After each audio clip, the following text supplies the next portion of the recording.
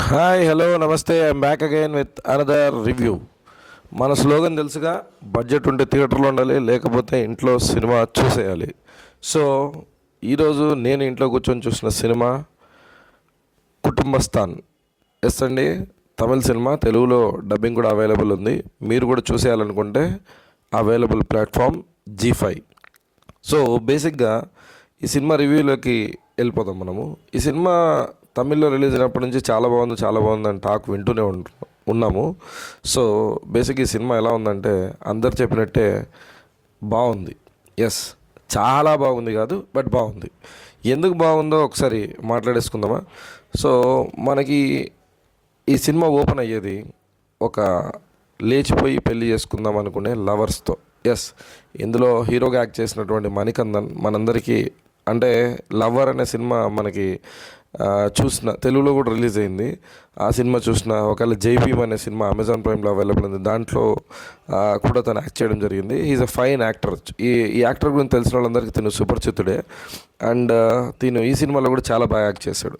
ఈ cinema open అయ్యేది తను ఇష్టపడ్డ అమ్మాయిని పెళ్లి చేసుకుందామని లేచిపోవడంతో అండి. యాక్చువల్ కథ మొదలయ్యేది లేచిపోయిన తర్వాత తన జీవితంలో వచ్చిన మార్పులు. ఐ మీన్ టు సే, పెళ్ళైన ప్రతి ఒక్కరూ కనెక్ట్ అవుతారు దీనికి. ఎందుకంటే పెళ్లి చేసుకున్న తర్వాత రెస్పాన్సిబిలిటీస్ ఎలా ఉంటాయి, దాని తర్వాత వాళ్ళు ఇంటిని నడపడానికి పడే కష్టాలు, అంటే మిడిల్ క్లాస్ మెన్ నడపడానికి పడే కష్టాలు చాలా కామికల్ వేలో చూపించడం అయితే జరిగింది సినిమాలో. అండ్ ఈ సినిమాలో మాట్లాడుకోవాల్సిన విషయం ఇంకోటి ఏంటంటే, మధ్యలో తనకు జాబ్ వెళ్ళిపోవడం. ఇప్పుడు మనం లే ఆఫ్స్ చూస్తున్నాం. ఫర్ ఎగ్జాంపుల్ అలా అనుకుంటే ఒక మిడిల్ క్లాస్ పర్సన్కి సడన్గా జాబ్ పోతే తన పరువును కాపాడుకోవడానికి తను పడే పాటలు.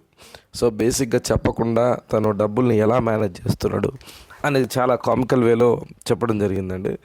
అండ్ ఇంకో విషయం మనం చెప్పుకోవాల్సినది ఏంటంటే, ఈ సినిమాలో లాస్ట్కి క్లైమాక్స్ పార్ట్లో జాబ్ గురించి అందరూ ఇచ్చే ఇంపార్టెన్స్ గురించి ఒక చిన్నపాటి క్లాస్ ఉంటుంది. అది కూడా చాలామంది కనెక్ట్ అవుతారు. అండ్ ఇంకా నాకు చాలా డీటెయిల్స్ చెప్పాలని ఉంది, బట్ చెప్తే మీరు చూసేటప్పుడు మీ ఎక్స్పీరియన్స్ స్పాయిల్ అవుతుందని నా ఫీలింగ్. అండ్ ఇంకో విషయం ఇందులో మాట్లాడుకోవాల్సింది ఏంటంటే, మనకి సాంగ్స్ వచ్చేసి తెలుగులో ఇవ్వలేదండి. సో అది నాకు నచ్చలేదు. ఎందుకంటే ఇంత డబ్బింగ్ చేసిన తర్వాత తెలుగులోనే సాంగ్స్ ఇచ్చింటే బాగుండని నాకు అనిపించింది పర్సనల్గా.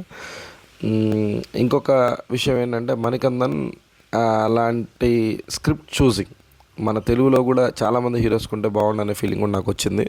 ఎందుకంటే మణికందన్ చూజ్ చేసుకున్న స్క్రిప్ట్స్, ఇప్పుడు లవర్ సినిమా కావచ్చు, ఈ కుటుంబస్థాన్ కావచ్చు, కరెక్ట్గా మనకి ఏమంటారు దాన్ని కనెక్ట్ అయ్యే పాయింట్స్ని పట్టుకోవడం జరుగుతుంది నాకు అనిపించింది పర్సనల్గా.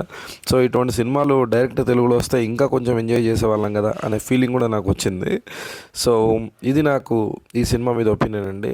మీరు కూడా ఈ సినిమా చూసి మీకేమనిపించిందో కామెంట్స్ రూపంలో తెలియజేయండి. At the same time do subscribe my channel. నేను చెప్పిన విధానం మీకు నచ్చినట్లయితే. Thank you. మళ్ళీ ఇంకా ఎన్నో రివ్యూస్తో మీ ముందుకు వస్తూనే ఉంటాను. By by.